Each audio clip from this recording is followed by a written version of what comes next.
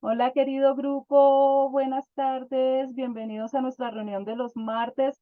Hoy no tengo ayudante, debe estar en un trancón, entonces ténganme un poquito de paciencia porque yo misma voy a compartir las diapositivas, ¿listo? Y voy entonces a que oremos. Papito Dios, te damos muchas gracias, Señor, por esta hermosa bendición que nos da de reunirnos en este momento para aprender un poquito más de tu palabra. Yo te pido que por favor, Señor, tú nos regales a tu Santo Espíritu para que entendamos, para que nuestro corazón esté atento, nuestra mente esté concentrada, para que tengamos inteligencia, sabiduría y todas las herramientas que necesitamos para comprender tu palabra y poderla después transmitirla a otras personas. Que yo sea simplemente un micrófono tuyo en esta clase y que funcione todo sin problemas, el internet, la luz, y bendice a cada una de las personas que están conectadas en este momento, Señor, a sus familias representadas y a todos los que van a ver estas clases después. Todo te lo pedimos en el nombre de Jesucristo y con el poder y la unción de tu Santo Espíritu. Amén y amén. Chicos, como no supe exactamente cómo apagarles los micrófonos, les ruego por favor que apaguen sus micrófonos, ¿sí? Para que no haya sonido de fondo. Por favor, a todos los que están participando en este momento, que estoy escuchando ruido de fondo. Entonces, para que me colaboren con eso. Entonces, como les decía, estamos en este grupo de estudio del Génesis al Apocalipsis. Nos encontramos en este momento en la clase número 69. Las personas que quieran ver por primera vez o quieran repasar las 68 clases anteriores, simplemente entran a YouTube, Liliana Parga, y allí las encuentran. Cualquier pregunta al email lilipargas@yahoo.com. Estamos haciendo un estudio sobre los libros del Nuevo Testamento ya desde el principio del año, desde el año pasado estudiamos los evangelios, Mateo, Marcos, Lucas y Juan, el libro histórico que es Hechos de los Apóstoles, y estamos en este momento en las cartas Paulinas. Romanos, primera y segunda de Corintios, Gálatas, Efesios, Filipenses, y estamos en este momento viendo Colosenses, que yo aspiro a que la terminemos en el día de hoy. Como siempre vamos a recordar la clase anterior, y a propósito de recordar la clase anterior, si alguna persona entró a ver la clase de hace 8 días y ya para terminar yo estaba leyendo un versículo y de un momento a otro, ¡pam!, la pantalla queda en negro. Resulta que donde se estaba grabando la clase se quedaron sin internet, y al caerse el internet automáticamente la grabación se para. Entonces, como ya faltaba muy poquito para que acabara la clase, pues decidimos dejarlo así. Dios quiera que hoy no nos pase lo mismo, entonces vamos a retomar lo que estudiamos hace 8 días. Hace 8 días hablábamos entonces de la iglesia cristiana que se encuentra en la ciudad de Colosas. La iglesia de Colosas comenzó durante los 3 años en los que Pablo estuvo ministrando en Éfeso. Recuerden que Éfeso fue como el cuartel general de Pablo, y de allí muchas personas iban a Éfeso, que era la ciudad principal, a escuchar el mensaje de Jesucristo. Pablo realmente nunca estuvo en Colosas. Se cree que Epafras y otras personas, otros hombres que estuvieron oyendo a Pablo en Éfeso, fueron los que se convirtieron y llevaron el mensaje a su ciudad natal, es decir, a Colosas. 4 o 5 años luego de la fundación de la iglesia en Colosas, es que Epafras visita a Pablo y le informa de cierta herejía en Colosas, que es lo que motiva a que Pablo escriba esta carta. Y Pablo envía a Tíquico con la carta a los colosenses, y también más adelante nos vamos a dar cuenta que él es el que lleva también la carta a Filemón. Él todavía se encuentra entonces en Roma encarcelado. Pablo primero agradece a la iglesia de Colosas por las oraciones y lo amorosos que han sido con él en esa situación tan difícil, y porque los colosenses, la iglesia en Colosas, tienen tres características muy importantes que todos los cristianos debemos tener, debemos trabajar en esto, que es fe, esperanza y amor. Esas tres características que nos deben inundar a nosotros como cristianos para que podamos tener éxito en este caminar cristiano que es tan difícil. También Pablo hace 8 días nos decía que el conocer a Dios y lo que Él requiere de nosotros es nuestra primera responsabilidad. Para nosotros tener éxito en la vida, chicos, jamás duden que lo que debemos hacer es la voluntad de Dios. La voluntad nuestra jamás va a ser buena, agradable y perfecta. De pronto es buena, de pronto nos agrada, pero jamás va a ser perfecta. En cambio, si nosotros seguimos la guía de Dios, tenemos la seguridad que siempre, siempre, siempre la voluntad de Dios es buena, agradable y perfecta. Por lo tanto, no tenemos cómo equivocarnos. Pero el conocer la voluntad de Dios requiere responsabilidad de parte de nosotros. Es decir, que somos nosotros los que tenemos que dar ese paso para conocer la voluntad de Dios. Y por eso yo los felicito y que Dios los bendiga, porque lo que ustedes están haciendo en este momento, escuchar esta clase en donde simplemente estamos leyendo la palabra de Dios, dando una pequeña enseñanza, es ese primer paso para escudriñar más profundamente las escrituras y conocer más a Dios y por ende conocer su voluntad. Bravo, eso es lo que se tiene que hacer. Pablo nos recuerda que nosotros somos hijos de Dios y por lo tanto somos sus herederos. Que no olvidemos el título que tenemos actualmente. Y si en algo tenemos que recordar al pasado, porque recuerden que no es bueno que nosotros estemos en el pasado, pero sí debemos recordar algo, es que Jesús nos sacó de la oscuridad y nos llevó a la luz. Entonces jamás olvidemos en las tinieblas que nos encontrábamos antes de Jesucristo y la luz que tenemos en el día de hoy. Todo lo que ya conocemos de lo comprender lo que sucedió en el pasado, lo que nos está sucediendo en este momento y lo más importante, conocer el plan de Dios para lo que viene para nosotros los cristianos y el mundo entero en el futuro. Nosotros como seres humanos nos encanta conocer el futuro porque algo que nos lleva a los seres humanos a sentir temor es precisamente el desconocimiento de lo que va a pasar.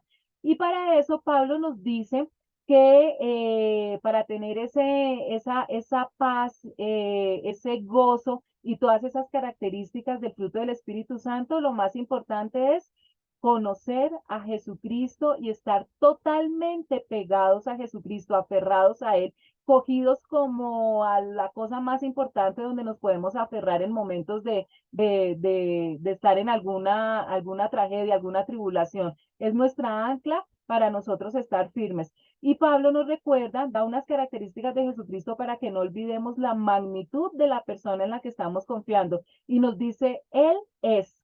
Y recordemos que esto es precisamente el nombre que Dios le reveló a Moisés, el yo soy, que es el tetragramatón, y al decir Pablo que Él es decir, Jesucristo es, nos está indicando que no olvidemos que Jesucristo es 100% Dios, porque en Jesucristo fueron creadas todas las cosas. Jesús no es un ser creado por ser Dios, Él es eterno, Él está desde antes de la creación.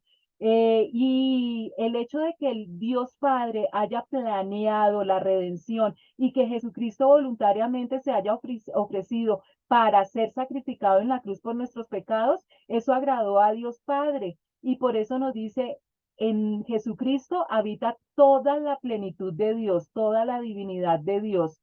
En Jesucristo, Jesucristo es la imagen del Dios invisible. Recuerdan que cuando Jesús estuvo aquí en la tierra, les decía a sus discípulos que para conocer al Padre tenían que primero conocerlo a Él. La única manera de conocer a Dios Padre es conociendo a Jesucristo, que es lo que nosotros estamos haciendo. Y Pablo nos recuerda que Jesucristo es la cabeza del cuerpo que es llamado iglesia. Ningún cuerpo puede funcionar sin cabeza. Entonces, para que nosotros que somos miembros de la iglesia funcionemos, tenemos que estar totalmente pegaditos, dependientes de Dios. Por medio de Jesucristo, de ese sacrificio, fue que fuimos reconciliados con Dios Padre. ¿Cómo?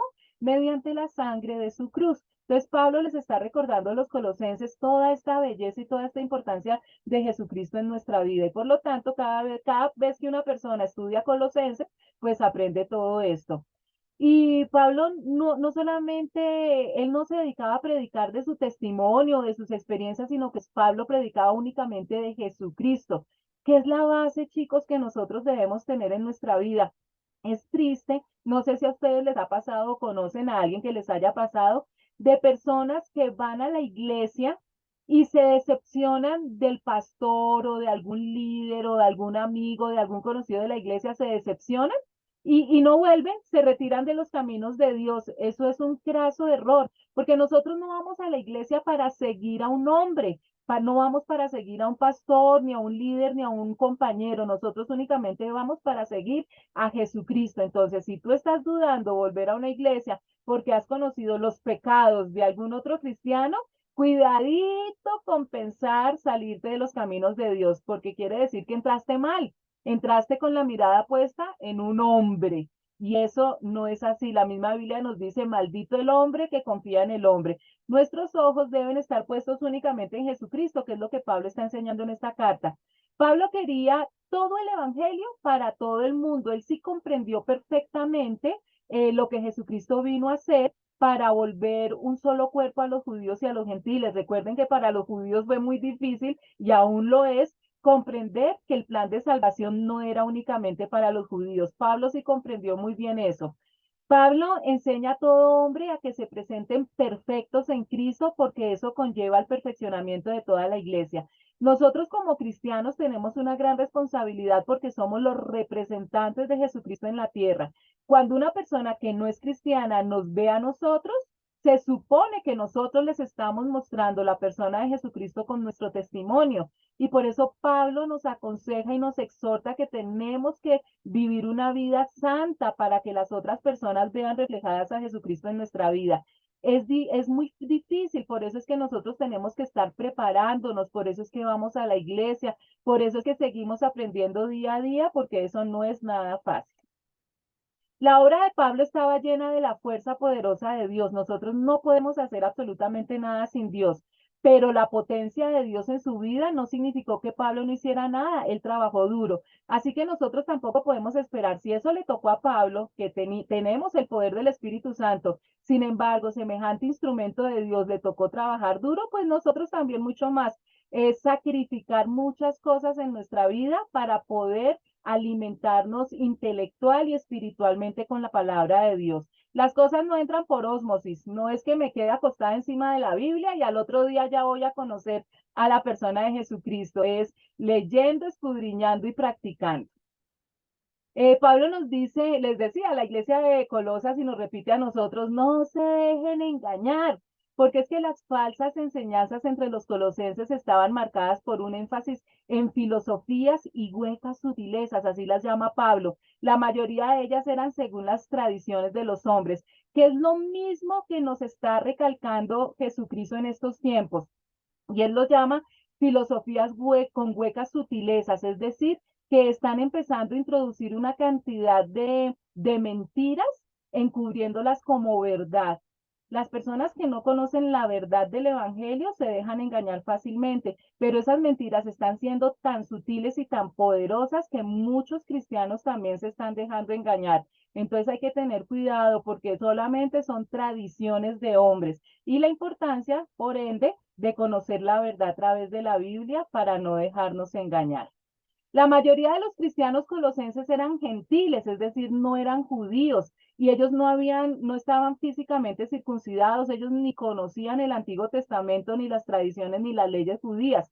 Pero con esos falsos maestros empezaron a escuchar que para ser salvos tenían que circuncidarse y estaban angustiados. Por eso es que Pablo les asegura a ellos que fueron ciertamente circuncidados en un sentido espiritual, lo cual es mucho más importante que una circuncisión física, que es lo que Pablo ha tratado de enseñarles durante todo este tiempo a los judíos, antes de volcarse 100% a la enseñanza a los gentiles. Y era que esa circuncisión física de la que ellos estaban tan orgullosos no les alcanzaba para la salvación. Tenían que hacer una circuncisión del corazón y eso significaba arrepentirse de los pecados y recibir a Jesucristo como Señor y Salvador. Los cristianos no necesitamos ser circuncidados, necesitamos ser bautizados. ¿Por qué se circuncidaban los judíos? Porque era un acto de obediencia. Ah, Pablo nos dice, nosotros los cristianos también tenemos que obedecer porque hemos recibido a Jesucristo como nuestro Señor y eso significa ser obedientes. Y el primer mandato de Jesús es que nos bauticemos y por eso es que Pablo dice esta frase. Bueno, chicos, continuemos entonces con el versículo que yo estaba leyendo hace 8 días antes de que el internet se muriera y se parara la grabación. Estamos en Colosenses capítulo 2, versículos del 13 al 15 que dice, antes de recibir esa circuncisión, Ustedes estaban muertos en sus transgresiones. Sin embargo, Dios nos dio vida en unión con Cristo al perdonarnos todos los pecados y anular la deuda que teníamos pendiente por los requisitos de la ley. Él anuló esa deuda que nos era adversa, clavándola en la cruz. Desarmó a los poderes y a las autoridades y por medio de Cristo los humilló en público al exhibirlos en su desfile triunfal. ¿Qué quiere decir este pasaje? Primero, nos dice que antes de que nosotros tuviéramos un nuevo nacimiento al recibir a Jesucristo, nosotros estábamos muertos. Fíjese en esto, no éramos personas enfermas que necesitáramos un doctor, estábamos muertos espiritualmente y lo que necesitábamos era un salvador, no era poner una curita, era un cambio total. Y Jesús pagó por el acta de los decretos que estaba en nuestra contra, es decir, esa lista larguísima de pecados. La quitó de en medio y la clavó en la cruz. Él hizo todo lo posible para asegurarse de que el acta de los decretos, es decir, de la lista de nuestros pecados, que había contra nosotros no pudiera acusarnos más. Es decir, que Jesús no cogió nuestros pecados y los archivó. Él hizo delete en el computador, totalmente borrados nuestros pecados antes del nuevo nacimiento cuando nos arrepentimos de ellos.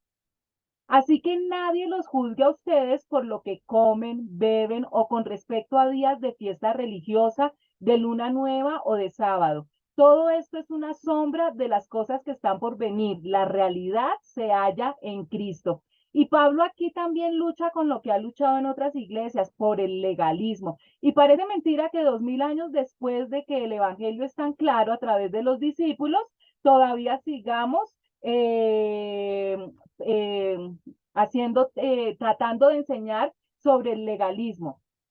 Ya que Jesús ganó tan gloriosa victoria en la cruz, no dejemos que nadie nos juzgue en comida o en bebida o en ningún otro asunto relacionado con el legalismo. ¿Qué es el legalismo? Cuando las personas piensan que el sacrificio de Jesús no fue suficiente, sino que nosotros tenemos que hacer cosas, tenemos que hacer obras para poder ganarnos la salvación o para retenerla. Una vida que está centrada en Jesús y en lo que Él hizo en la cruz no tiene lugar para el legalismo. Jesucristo ya completó toda la obra completa totalmente en la cruz para darnos la salvación. Nosotros ya no tenemos que hacer nada ni para ganárnosla ni para retenerla después de habernos arrepentido de nuestros pecados, haber recibido a Jesucristo como Señor y Salvador, es decir, tener un nuevo nacimiento. Entonces aquí Pablo recuerda, bueno, aquellas personas que dicen, bueno, ¿cuál día es el que hay que guardar? ¿El sábado o el domingo? Las personas que guardan el sábado piensan que si no se guarda el sábado, las personas se condenan, se van para el infierno y eso no es verdad, porque ninguna persona se va para el infierno por hacer cosas malas, ni ninguna persona se va al cielo por hacer cosas buenas. Nosotros nos vamos al cielo, ¿por qué? Lástima que no les pueda oír la respuesta, por aceptar a Jesucristo. Y nos vamos al infierno, ¿por qué? Por rechazar a Jesucristo. En el Antiguo Testamento las cosas y los días eran sagrados, en el Nuevo Testamento ya no. Por eso no hay un día sagrado, absolutamente todos los días deben ser consagrados al Señor Jesucristo, porque es que el cristianismo no es una religión, es un estilo de vida. Entonces nosotros no podemos apartar solamente un día para estar con Jesús, es todos los días. Lo mismo sucede cuando nos hablan de que en la cena, ¿qué debemos tomar? ¿Jugo de uva o vino? Entonces hay iglesias que dicen, no, no, no, eso es pecado tomar vino en la Santa Cena. El Señor lo que tomó fue un jugo de uva. Ahora, yo entiendo a las personas que han tenido problemas con el alcoholismo, que ni siquiera para preservar su santidad se toman la copa de vino en la cena. Está bien que esas personas que tienen un caso extremo por su alcoholismo, por su pecado, no quieran acercarse a una copa de vino. Pero recordemos que, ¿se acuerdan las bodas de Caná cuando Jesucristo hizo su primer milagro? El maestro que es el encargado de revisar si el vino es bueno, cuando Jesús hizo el milagro, dijo que tan raro que en las fiestas siempre dejaban el peor vino para el final cuando las personas ya estaban borrachas. Entonces, lo que sí se utilizaba era vino. Lo que nos dice la Biblia es que nosotros no debemos embriagarnos, emborracharnos. ¿Se acuerdan que Pablo también le decía a Timoteo que se tomara una copita de vino por sus problemas de estómago? Entonces, eso es legalismo, cuando las personas se rasgan las vestiduras y no, Jesús no pudo tomarse una copita de vino. Pero no hay que, lo que nos está diciendo el pasaje es que no debemos juzgar. Si en una iglesia sirven jugo de mora, pues entonces que tomen jugo de mora, ¿listo? Eso no cambia la esencia de por qué se toma la Santa Cena. Aquellas personas que dicen que es pecado comer cerdo, en el Antiguo Testamento hay muchas leyes sobre alimentos, porque en esa época no se habían descubierto todavía muchos antibióticos, penicilina, qué sé yo, tantos remedios, y era más por cuidado físico, por cuidado de salud. Recuerdan que cuando Pablo estaba en la azotea, vio en visión una sábana que bajaba con muchos alimentos. Esa visión no solamente significaba que ya el mensaje de salvación se tenía que predicar a los no judíos, es decir, a todas las personas, sino que en ese momento también Jesús santificó todos los alimentos. Ya depende del organismo de cada persona, porque si tú comes algo que sabes que te va a hacer daño, que va a afectar tu salud, pues eso es lo que no se debe hacer. También, por ejemplo, cuando las personas hoy que está muy en moda, ¿no? Los cristianos judaizantes que están celebrando las fiestas judías. Las fiestas judías pertenecen a la dispensación o la etapa de la ley. Entonces, Jesucristo, por haber nacido en esa etapa, pues él sí cumplió con todas las fiestas judías. Pero esa etapa termina con la resurrección de Jesucristo, porque con la resurrección se vence a Satanás, se vence el pecado y ya se termina la etapa de la ley y comienza la etapa de la gracia o de la iglesia. Por eso nosotros que vivimos ahorita en esta sexta dispensación, ya no tenemos que cumplir las fiestas judías. Y con otras cositas, en resumen, todas esas reglas eran solo sombras de la realidad que vendría y Cristo mismo es esa realidad. Es decir, todo lo que a los judíos, al pueblo de Israel le tocó hacer por mandato de Dios, era para que reconocieran al Mesías, eran características de lo que el Mesías iba a hacer y lo que era el Mesías. Pero ya como Cristo mismo vino a la tierra, pues ya no es necesario hacer esas sombras de lo que es la vida de Jesucristo. Sigamos, no dejen que les prive de esta realidad ninguno de esos que presumen fingiendo humildad y adoración de ángeles. Los tales hacen alarde de lo que han visto y envanecidos por su racionamiento humano, no se mantienen firmemente unidos a la cabeza. Por la acción de esta, todo el cuerpo sostenido y ajustado mediante las articulaciones y los ligamentos va creciendo como Dios quiere. Entonces, Pablo nos sigue diciendo, mire, no dejen que aquellas personas que les están diciendo que tienen que hacer o hacer tal cosa, les quiten la paz. Ninguno de aquellos que insisten en una religiosa abnegación o en el culto a los ángeles, al afirmar que han tenido visiones sobre estas cosas, están en lo correcto. Es falso. Su mente pecaminosa los ha llenado de arrogancia y no están unidos a Cristo, la cabeza del cuerpo, pues él mantiene todo el cuerpo unido con las articulaciones y los ligamentos, el cual va creciendo a medida que Dios lo nutre. Jesucristo siempre comparó a la iglesia cristiana como con un cuerpo humano. Entonces está diciendo que la única manera que un cuerpo se mantenga unido no es porque se le eche pegastic, sino es por los ligamentos y las articulaciones. El cuerpo está unido a la cabeza y lo mismo pasa con Jesucristo. Ningún cuerpo, es decir, la iglesia no puede sostenerse en sí misma si no tiene a Cristo como la cabeza. Es lo único que se exige. Si con Cristo ustedes ya han muerto a los principios de este mundo, ¿por qué, como si todavía pertenecieran al mundo, se someten a preceptos tales como no tomes en tus manos, no pruebes, no toques? Esos preceptos basados en reglas y enseñanzas humanas se refieren a cosas que van a desaparecer con el uso. Tienen sin duda apariencia de sabiduría con su afectada devoción, falsa humildad y severo trato del cuerpo, pero de nada sirven frente a los apetitos de la carne. Entonces aquí Pablo sigue explicando. Nosotros hemos muerto con Cristo y Él nos ha rescatado de los poderes espirituales de este mundo. Satanás ya no tiene poder sobre nosotros ni los demonios. Nosotros fuimos sellados con el Espíritu Santo, entonces no nos dejemos engañar. Él ya no tiene poder sobre nosotros. Entonces, ¿por qué siguen cumpliendo las reglas del mundo tales como no toques esto, no pruebes esto, no te acerques a aquello? Hay muchas reglas dadas por los hombres que nada tienen que ver con la salvación. Estas reglas son simples enseñanzas humanas acerca de cosas que se deterioran con el uso. Entonces, hay un reglamento que nosotros como ciudadanos debemos seguir lógicamente para poder convivir en sociedad, ¿no es cierto?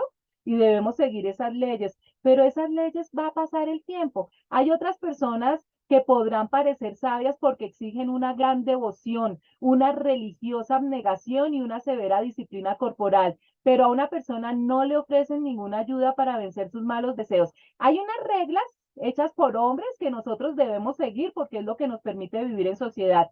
Pero aquellas reglas inventadas por hombres que aparentan ser muy santos y muy abnegados y hacen sacrificios hasta corporales, que solamente es de dientes hacia afuera porque por dentro siguen dañados. Nada de lo que hagan de estas cosas inventadas por hombre, tradiciones por hombre, los podrá hacer vencer sus malos deseos. Y recuerden que como cristianos, nuestro deber es precisamente cada día parecernos más a Jesucristo. Estamos en un proceso de santificación y todos estos actos eh, inventados por seres humanos y que solamente engañan a la gente y les ponen cargas innecesarias, no logran que nos se parezcan más a Jesucristo. Ya que han resucitado con Cristo, busquen las cosas de arriba, donde está Cristo sentado a la derecha de Dios. Concentren su atención en las cosas de arriba, no en las de la tierra, pues ustedes han muerto y su vida está escondida con Cristo en Dios. Cuando Cristo, que es la vida de ustedes, se manifieste, entonces también ustedes serán manifestados con Él en gloria. Hemos sido resucitados a una vida nueva con Cristo. Precisamente eso es la maravilla de la resurrección, que al Jesús resucitar nos garantiza que nosotros también resucitaremos a una nueva vida con un nuevo cuerpo. Y nos recuerda Pablo que Cristo en este momento está sentado en el mayor lugar de honor a la derecha de Dios. Jesucristo se ganó ese sitio por el sacrificio y la obediencia que tuvo al venir aquí a la tierra. Y ese sitio donde Él está le da el honor de ser nuestro defensor y de prepararnos una morada para la vida que viene. Pongamos la mirada en las verdades del cielo, nos dice Pablo, pensemos en las cosas del cielo, no en las de la tierra. Chicos, esto no quiere decir que nosotros nos volvamos unos vagos y crucemos los brazos y vivamos únicamente por fe. Nosotros tenemos que seguir aquí en la tierra cumpliendo con el propósito por el cual nos tiene, el propósito individual. O sea, si tú eres padre de familia, si tú manejas un hogar, mamá, si tienes hijos, en fin, su vida tienen que seguirla cumpliéndola con cabalidad y con excelencia. Pero lo que nos está diciendo Pablo es que nuestro corazón no debe estar puesto en las cosas de la tierra porque esas van a pasar. Recuerden que la Biblia nos dice que tu tesoro está donde está tu corazón. Entonces nuestro tesoro no puede estar aquí en las cosas de arriba. O sea, que nuestra meta mayor sea tener una casa gigante, que mi cuenta bancaria esté gordita de plata. No, lo que Pablo nos está diciendo, no, sí es importante que nosotros sigamos aquí trabajando como si faltaran 1000 años para que el Señor viniera, pero planear como si viniera mañana. Entonces nosotros seguimos en nuestra labor, pero con nuestra mirada puesta en el cielo. Hemos muerto a esta vida y nuestra verdadera vida está escondida con Cristo en Dios. Cuando Cristo sea revelado a todo el mundo, nosotros participaremos de toda su gloria. Recordemos que este mundo no es nuestro hogar, nosotros somos solo peregrinos en esta tierra. Miren este ejemplo que yo creo que es más fácil para que ustedes entiendan qué es lo que nosotros hacemos aquí en la tierra. Primero, todo este tiempo que nosotros estamos aquí en la tierra como seres humanos, Dios nos está dando la oportunidad para que nos arrepintamos de nuestros pecados, lo recibamos a Jesucristo como Señor y Salvador y dejemos de ser unas simples criaturas para volvernos hijos de Dios. Esa es la principal decisión que nosotros debemos tomar. Recuerden, decidir dónde vamos a pasar la eternidad. Ya cuando tenemos resuelto eso, según nuestros dones, nuestros talentos, nuestros sueños y nuestros anhelos, pues ya vamos organizando las otras dos decisiones. A qué oficio me voy a dedicar o qué carrera voy a estudiar y con quién me voy a casar. Eso es como individuos. Cada persona tiene un plan personal e individual, pero como cristianos tenemos un propósito en común que es la gran comisión, dar a conocer el plan de salvación. Entonces hagan de cuenta que nosotros estamos aquí en la tierra como si estuviéramos de vacaciones. Supongamos que nos vamos todos de vacaciones a Hawái. No, Hawái hay muchos incendios, qué pecado, no. Vayamos a una isla paradisíaca o un lugar hermosísimo, el lugar de sus sueños y nos vamos de vacaciones a un hotel 5 estrellas con todo pago, todo incluido. Y nos vamos a la habitación, una habitación hermosa, amplia, con un balcón hermosísimo, con todas las comodidades, la isla preciosa, la ciudad preciosa. Primero, nosotros no nos llevamos de nuestra casa de acá, no nos llevamos al hotel todos los electrodomésticos, ni nuestra cama, ni nada de eso, ¿no? A duras penas nos llevamos una ropita y algunos que hay que son bien raros se llevan la almohada porque no pueden dormir en alguna parte sin su almohada. Pero cuando llegamos allá al hotel, nosotros no entramos a la habitación y empezamos a colocar cuadros, a cambiar puntillas, a cambiar los muebles, a pintar y no salimos de la habitación a conocer la ciudad ni a la playa porque estamos arreglando la habitación del hotel. Sería absurdo, ¿no es cierto? A eso se refiere Pablo. Nosotros aquí estamos como extranjeros. Este no es nuestro hogar. Entonces no dediquemos nuestro tiempo a organizarnos como si nos fuéramos a quedar toda la vida acá.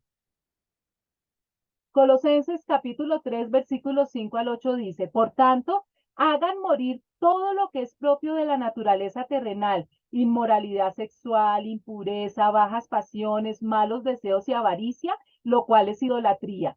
Por estas cosas viene el castigo de Dios. Ustedes las practicaron en otro tiempo cuando vivían en ellas, pero ahora abandonen también todo esto, enojo, ira, malicia, calumnia y lenguaje obsceno. ¿Cómo me gustaría que algunas personas que conozco recalcaran esto último? Espero que los que me estén viendo acá no estén cayendo en esto y si lo están haciendo, por favor, pongan esto en un letrero bien grande porque nos dice que por todas estas cosas va a caer el juicio para las personas. La última fila, enojo, ira, malicia, que es estar planeando cosas malas, calumnias y miren, lenguaje obsceno. Yo vivo aterrada con el vocabulario de las personas. Nosotros hemos de hacer morir las cosas en nuestra vida que son contrarias a nuestra identidad con Jesús. Acuérdense que tenemos un título real y debemos comportarnos de acuerdo a ese título. ¿Cómo criticamos nosotros a los hijos de la realeza aquí en la tierra cuando se comportan mal, no es cierto? Porque es que deben llevar con dignidad esa jerarquía que tienen. Nosotros somos hijos del Rey de Reyes y Señor de Señores y por eso Pablo nos insiste que debemos morir a todas esas pecados y esas pasiones de nuestra naturaleza pecaminosa.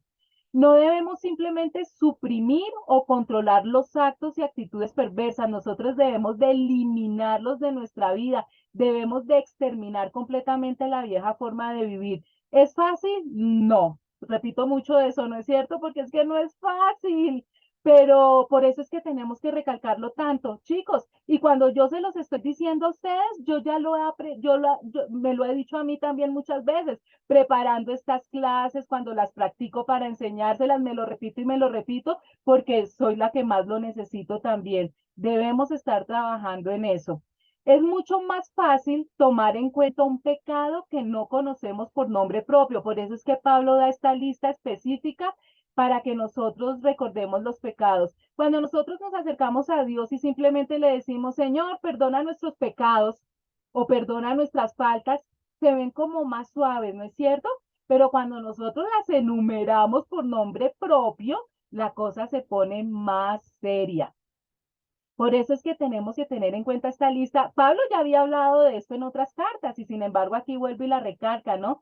Pecados que nosotros pensamos que no son tan terribles y por eso los pasamos muchas veces por alto, el orgullo, robo, engaño, homicidios, malos pensamientos, injurias, avaricias, que dice que eso es idolatría, amar el dinero, adulterios, fornicaciones, todo tipo de maldades. La lista de pecado que Pablo menciona, sobre todo la parte final, ira, enojo y esas otras, son tenidas por muchos como pecados insignificantes, de los cuales los cristianos pueden pasar por alto por su poca peligrosidad. Pues realmente las consecuencias de esos pecados a veces no son tan graves y por eso no le damos la importancia que debe ser. Recordemos que para Dios los pecados no tienen jerarquías, para Dios todos los pecados están en el mismo nivel. Y aunque nos parezca a nosotros a veces terrible, para Dios es igual de pecador un mentiroso que un pedófilo, sino que las consecuencias son las que varían, entonces tenemos que tener cuidado. Entonces Pablo nos reta a que nos despojemos de ese viejo hombre en cada área de nuestra vida. Y mire que el versículo 6 dice, por estas cosas viene el castigo de Dios. Entonces, viéndolas como separaditas parecen insignificantes, pero cuando analizamos nuestro día a día, vemos que esas cosas insignificantes como que las cometemos muy seguido y todo el tiempo. Entonces, realmente no nos estamos pareciendo a Jesucristo. Dejen de mentirse en unos a otros, ahora que se han quitado el ropaje de la vieja naturaleza con sus vicios y se han puesto el de la nueva naturaleza que se va renovando en conocimiento a imagen de su creador. En esta nueva naturaleza no hay judío ni no judío, circunciso ni incircunciso, extranjero, inculto, esclavo o libre, sino que Cristo es todo y está en todos. Pablo nos está diciendo, miren, no se engañen a ustedes mismos ni se mientan unos a otros de que cómo soy de santo, ¿no? Cómo he mejorado.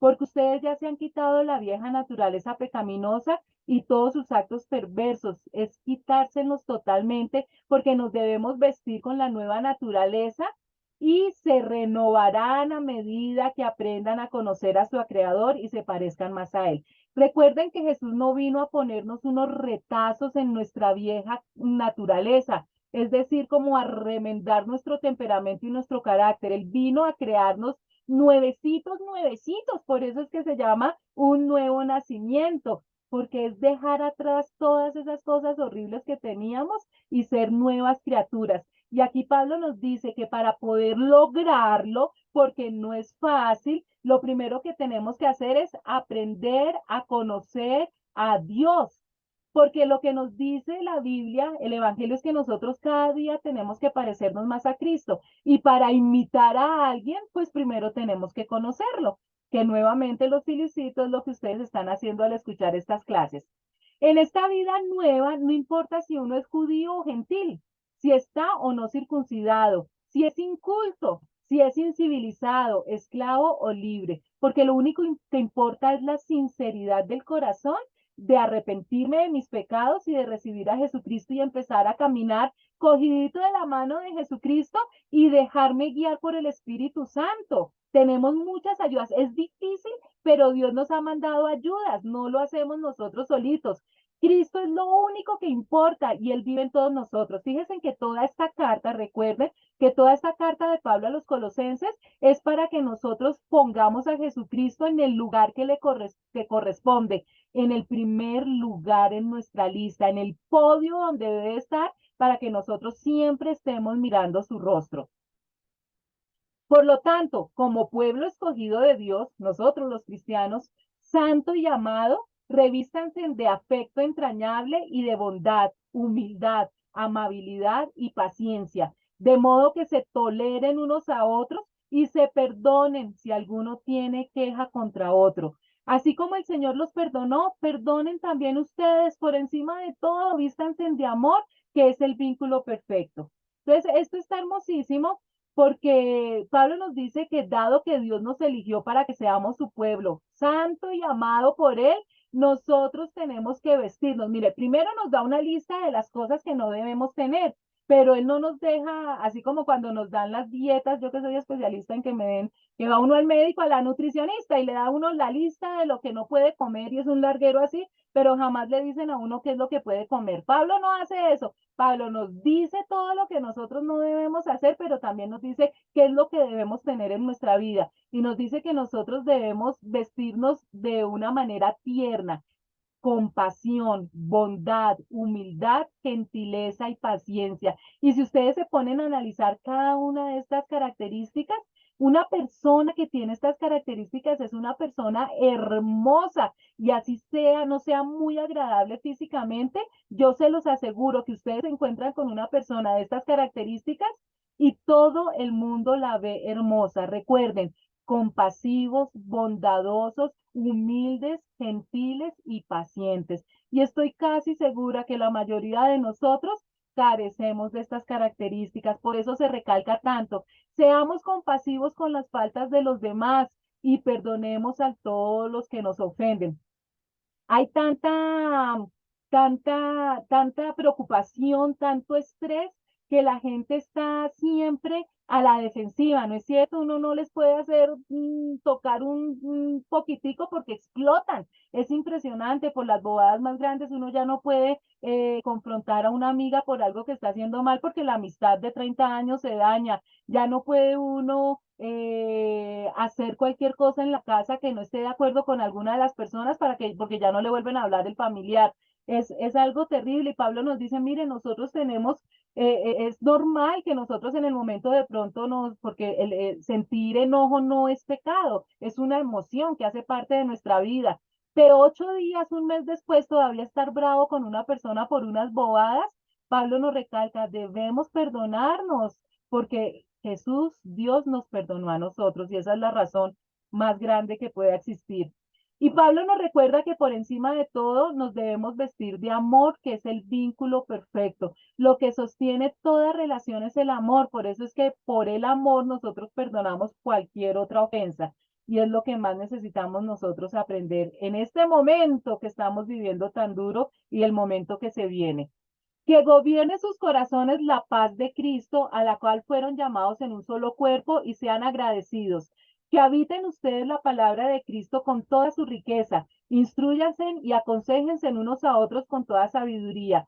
Canten salmos, himnos y canciones espirituales a Dios con gratitud de corazón. Y todo lo que hagan de palabra o de obra, háganlo en el nombre del Señor Jesús, dando gracias a Dios el Padre por medio de él. Y aquí sigue esa lista hermosa que Pablo nos dio de cómo podemos lograr que cada día nos parezcamos más al Señor Jesucristo. Además, eso trae un plus, trae una bendición también para nosotros. Cuando nosotros estamos haciendo eso, trabajando para parecernos más a Jesucristo, la paz de Cristo empieza a gobernar nuestro corazón. ¿Se acuerdan? Esa paz que sobrepasa todo entendimiento, que no importa que el mundo a nuestro alrededor tiemble, como pasó hace 8 días, no importa que el mundo tiemble, pero nosotros nos sentimos en total tranquilidad. Se debe elegir las cosas que nos lleven a la paz, ya sea para nosotros o para los demás. Dejemos que la paz de Dios actúe como árbitro. Cuando estamos inundados de Jesucristo, vivimos en paz con otras personas. Y Pablo nos dice, mire, el primer tip que nos lo ha enseñado muchísimas veces es ser agradecidos, agradecidos con Dios y con todas las personas. Y es cada mañana hacer una lista de todas las cosas hermosas que tenemos, empezando por poder tener una ducha. ¿Nunca les han cortado el agua en su casa o la luz? Es terrible, es hartísimo cuando uno tiene que utilizar baldados de agua para que el inodoro suelte o para lavarse uno los dientes o la falta de internet, de televisión cuando no hay luz. Y nosotros no agradecemos por esas cosas que damos por sentados, agradecer absolutamente por todo. Nos dice que para eso nosotros primero tenemos que permitir que el mensaje de Cristo llene nuestras vidas constantemente, 24/7. El mensaje de Jesucristo a través del estudio de la Biblia, a través de la oración y a través de escuchando prédicas. Eso se llama instruirnos. Miren que Pablo vuelve y nos dice, por favor, estudien, chicos, dejen de ser tan necios, dejen de ser tan ignorantes, tan perezosos para aprender. Hoy en día hay tanta gente tan perezosa para aprender. No sé si ustedes han visto, pero es triste, ¿verdad? Cuando uno ve que antiguamente a los niños se les preguntaba qué querían ser de grandes y se decían policía, bombero, astronauta, ¿no es cierto? Ahora se le preguntan a los chicos qué quieren ser de grandes y dicen yo quiero ser youtuber, yo quiero ser reggaetonero. Ay, le provoca a uno, ¿verdad? Rasgarse las vestiduras porque de razón que es la última generación, porque esta generación ya no tiene futuro. Nos dice que aconsejemos y que busquemos consejeros que tengan sabiduría, la sabiduría de Dios, lógicamente. Pero mire, también nos dice Pablo que nosotros debemos constantemente estar cantando salmos, himnos y canciones espirituales a Dios. Ya saben que la alabanza es un arma espiritual. Escuchar, así no tengamos voz, cantemos. Alabanza no se refiere únicamente a la parte musical, que es muy importante, es una guerra espiritual bien fuerte, sino también al alabar con la manera como hablamos, ¿no? Entonces, nada de palabras pesimistas y mucho menos groserías y obscenidades. Esto es muy importante, chicos. Y todo lo que hagan, nos dice Pablo, o digan, háganlo como representantes del Señor Jesús y den gracias a Dios Padre por medio de él. Nosotros reconocemos a mucha gente por su hablado, ¿no es cierto? Antiguamente decíamos, uy, habla como un gamín por el vocabulario que utilizan. Hoy no podemos distinguir porque hasta supuestamente de los estratos altos hasta de los estratos bajos tienen un vocabulario terrible y Pablo nos recalca mucho, parece algo insignificante. ¿Y cómo nos lo recalca la Biblia? Lo del vocabulario, ¿no es cierto? Y miren que la culpa de que estos chicos se estén comportando como se comportan es de los padres, que no han sabido criarlos, no han sabido ser padres. Esposas, por eso Pablo vuelve nuevamente a tocar un tema que ya habíamos visto y si lo repiten es porque nosotros como seres humanos necesitamos escucharlos muchas veces. Esposas, sométanse a sus esposos como conviene en el Señor. Esposos, amen a sus esposas y no sean duros con ellas. Hijos, obedezcan a sus padres en todo porque esto agrada al Señor. Padres, no exasperen a sus hijos, no sea que se desanimen. Esclavos, tradúzcanlo como empleados. Obedezcan en todo a sus amos terrenales, amos tradúzcalos como patrones o jefes. No solo cuando ellos los estén mirando como si ustedes quisieran ganarse el favor humano, sino con corazón sincero y por respeto al Señor. Hagan lo que hagan, trabajen de buena gana, como para el Señor y no como para nadie en este mundo, conscientes de que el Señor los recompensará con la herencia. Ustedes sirven a Cristo el Señor. El que hace el mal pagará por su propia maldad, porque en esto no hay favoritismos. Amos, proporcionen a sus esclavos lo que es justo y equitativo, conscientes de que ustedes también tienen un amo en el cielo. Y fíjense en este detalle, aquí estamos, acabamos de leer capítulo 3, versículos del 18 al 25, pero concluimos con capítulo 4, versículo 1. Yo les recuerdo para los que saben y para los que no saben, les cuento que esta división por capítulos y por versículos no estaban en los documentos originales. Estos capítulos y versículos se incluyeron mucho más adelante por dos personas que se dieron cuenta que se necesitaba esta división para poder estudiar la Biblia. Pero como son seres humanos, pues a veces ustedes se dan cuenta que como que se equivocaron un poquito al dividirlos en capítulos, porque definitivamente este capítulo 4 versículo 1 pertenece a este pasaje, no a un capítulo diferente, pero los perdonamos porque en todo caso lo hicieron de buena fe y eso no cambia la doctrina ni el espíritu de la enseñanza.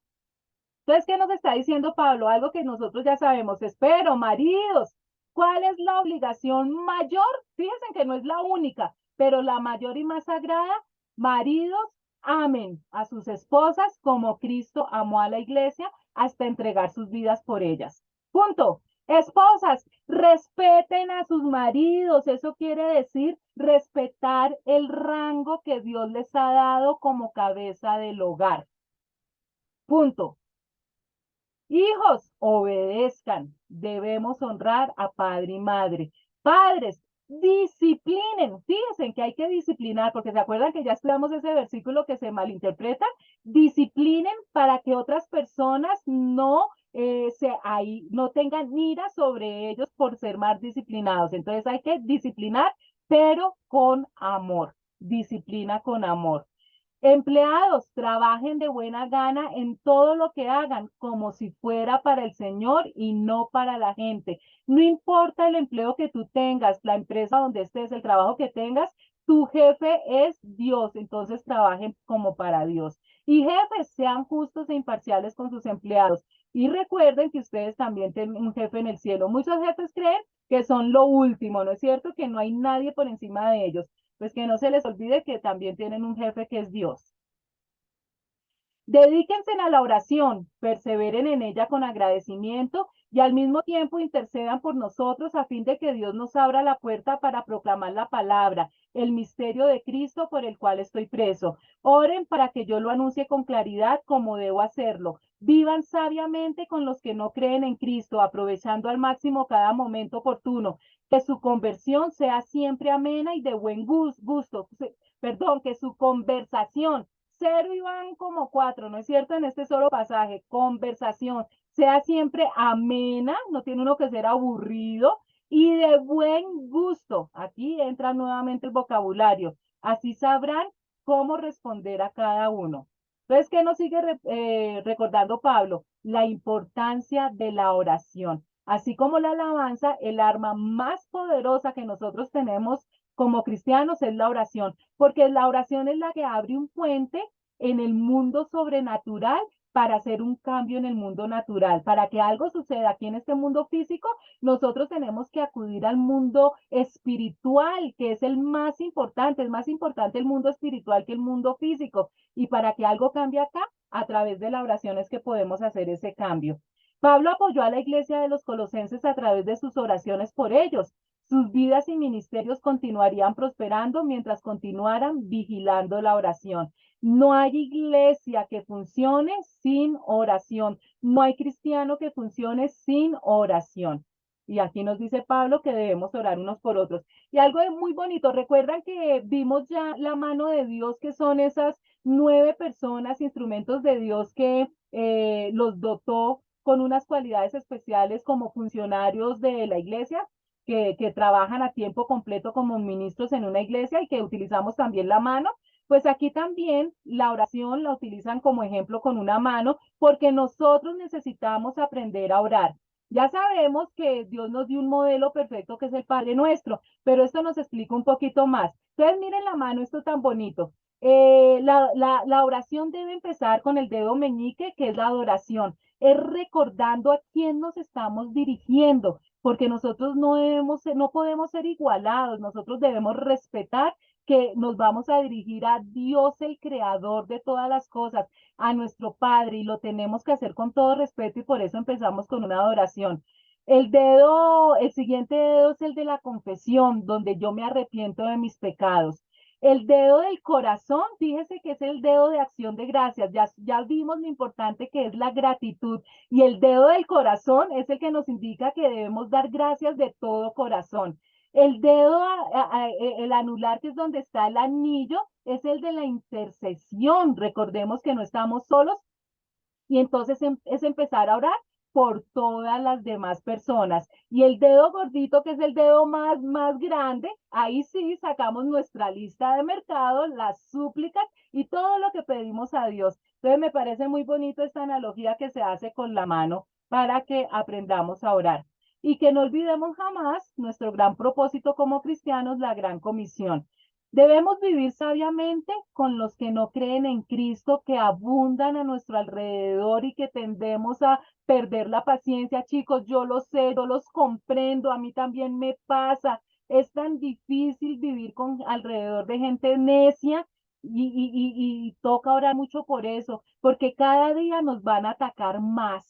Cada día vamos a tener más personas a nuestro alrededor que se burlen de nuestras creencias, que nos crean ignorantes, que nos crean payasos, que seamos un cero a la izquierda. Y por eso tenemos que pedir tanta sabiduría al Espíritu Santo para convivir con las personas que no creen en Cristo.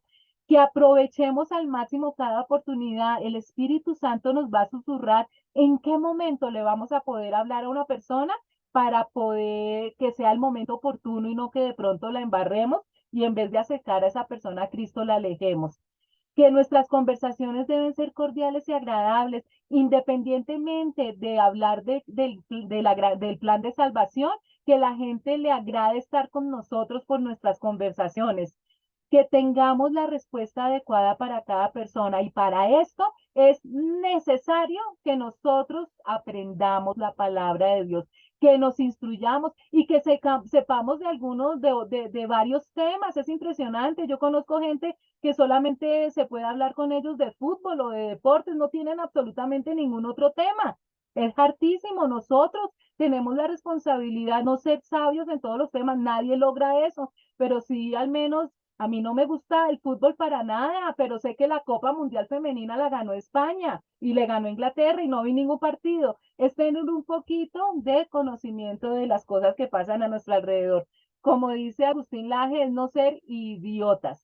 Idiota es aquella persona que únicamente se ve su ombligo, es decir, no ve más allá de sus narices. Nosotros como cristianos debemos ser extraordinarios, no ser ordinarios.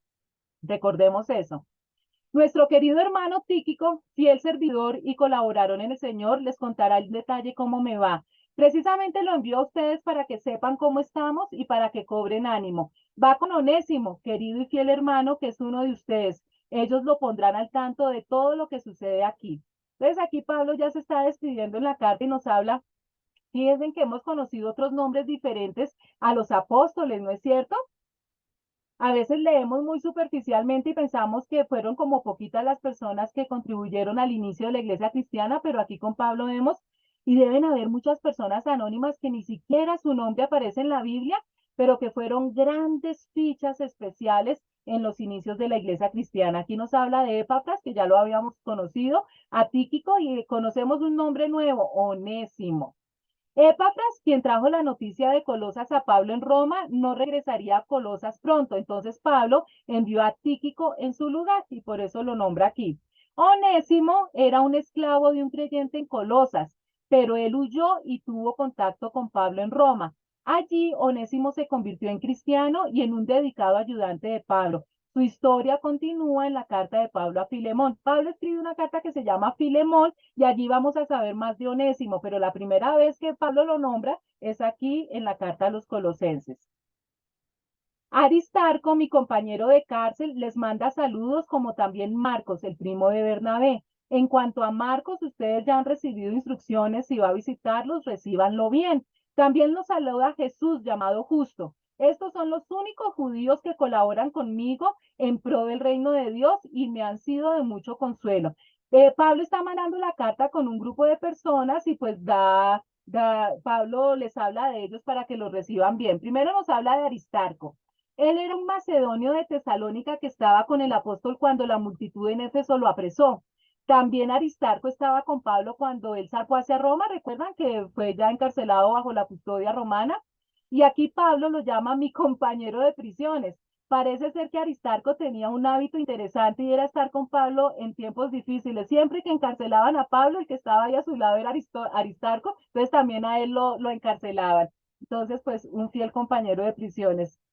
Aun cuando Pablo tuvo un desacuerdo mucho antes con Bernabé. Bueno, ¿qué pasa aquí? Pablo también nombra a Marcos. ¿Se acuerdan de Bernabé? Cuando Pablo se convirtió, los apóstoles originales les costó mucho trabajo aceptar a Pablo y con justa razón, porque primero fue un perseguidor de cristianos, y es Bernabé, que era un principal de la sinagoga judía, un hombre ya mayor, de mucho dinero, el que presenta a Pablo a los apóstoles y logra que lo reciban, empiezan a conocer a Pablo gracias a Bernabé, y en su primer viaje misionero es Bernabé el que viaja con Pablo y se llevan a Marco. Aquí en este pasaje es que aprendemos que Marco era el primo de Bernabé.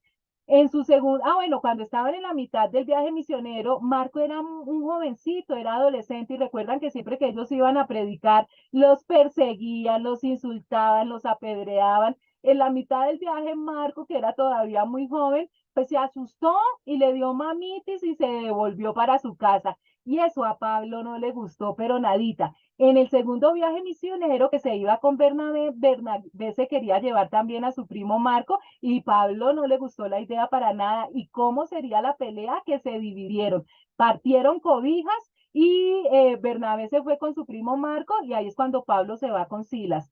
Pero aquí miren, ya Pablo ha cambiado, dice, aun cuando Pablo tuvo un desacuerdo mucho antes con Bernabé y Marco, claramente cuando él escribió esto, ya estaba todo eso en el pasado. La gracia de Dios trabajando en Pablo, o sea, el Espíritu Santo le tocó trabajar a Pablo para que también bajara un poquito ese orgullo y esa impaciencia. Le cambió y le hizo ser más suave hacia aquellos que le habían ofendido previamente. Entonces, es aquí, como les decía, que aprendemos que Marco es primo de Bernabé. y nos habla de un tal Jesús llamado el Justo. De este hombre no sabemos nada más que su nombre. Él es enumerado entre otros 4 hombres y todos ellos consoladores de Pablo durante su custodia romana, la cual precedía su juicio ante César. Entonces fueron personas muy apreciadas por Pablo. Ya para terminar, chicos, dice, les manda saludos Epafras, que es uno de ustedes, él era de Colosas. Este siervo de Cristo Jesús está siempre luchando en oración por ustedes para que con madurez se mantengan firmes cumpliendo en todo la voluntad de Dios. A mí me consta que él se preocupa mucho por ustedes y por los que están en la Odisea y en Hierápolis. Los saludan Lucas, el querido médico, y demás. Entonces, Epafras ya en toda la carta lo hemos estado escuchando, los de Colosas lo conocen bien porque es un compatriota de ellos, pero él no va a volver enseguida, ya por eso es que Pablo les recuerda todas las cualidades que tiene Epafras y que va a seguir su misión por otro lado.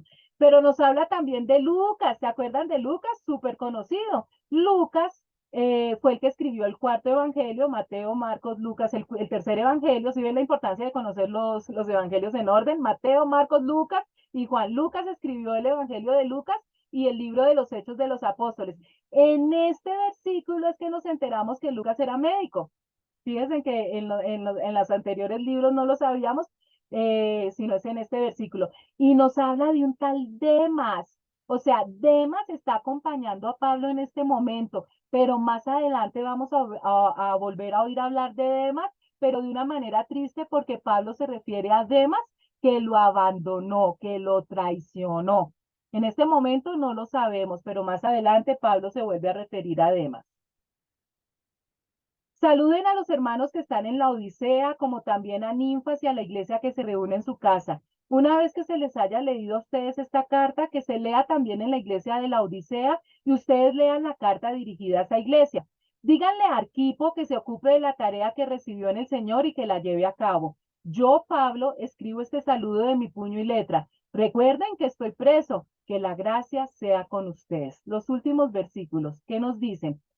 Nos habla de la iglesia de la Odisea. Esta es la misma ciudad mencionada más adelante en una severa crítica en Apocalipsis y era una ciudad vecina de Colosa junto con Hierápolis. Entonces, de la Odisea vamos a conocer mucho tristemente cuando estudiemos el Apocalipsis y de Hierápolis no, la Biblia no la vuelve a nombrar, entonces realmente no sabemos mucho más de esta ciudad.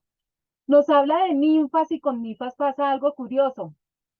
Ha habido un considerable debate acerca de que si Pablo se estaba refiriendo a un hombre o a una mujer a causa de este nombre. Algunos manuscritos tienen la forma masculina y algunos la forma femenina. ¿Por qué? Porque recuerden ustedes que en esta época era muy difícil que una mujer dirigiera, aunque Pablo nombra a muchas mujeres a veces que en sus casas se han formado iglesias.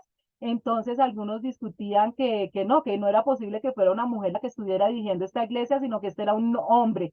Y resulta que en los documentos originales a veces utilizan el artículo masculino y otras veces el femenino. Entonces no sabemos a ciencia cierta si ninfas es hombre o mujer. A mí me suena más como a mujer, pero en fin, eso no es lo importante. Pablo lo está saludando. Y habla de Arquipo. Esta palabra para Arquipo es de un interés especial. Pablo escribió otra frase corta con respecto a Arquipo en otra carta mencionando a Arquipo, nuestro compañero de milicia, y a la iglesia que está en tu casa. Entonces, aquí en la carta Pablo le está diciendo a Arquipo que siga con la misión que Dios le ha encomendado. Parece que Arquipo era hijo de Filemón, de la carta que vamos a estudiar más adelante, y algunos piensan que era el pastor de la iglesia de la Odisea.